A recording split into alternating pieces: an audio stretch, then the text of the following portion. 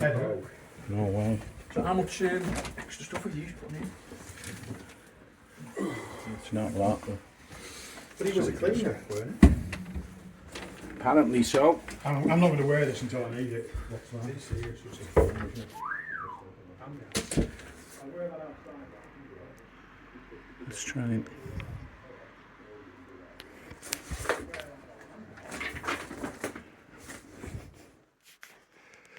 Sad how people live.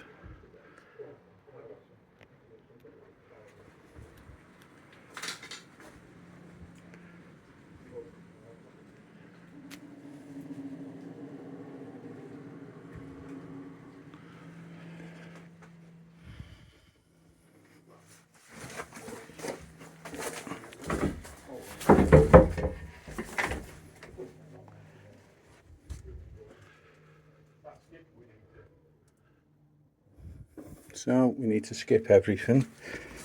We're gonna start getting stuff out before we can get to clean it. Normally on jobs like this doesn't look too bad, but there's stuff usually underneath that you have to be careful with, and you don't know what you're dealing with. From vermin, needles, razors, and other disgusting things.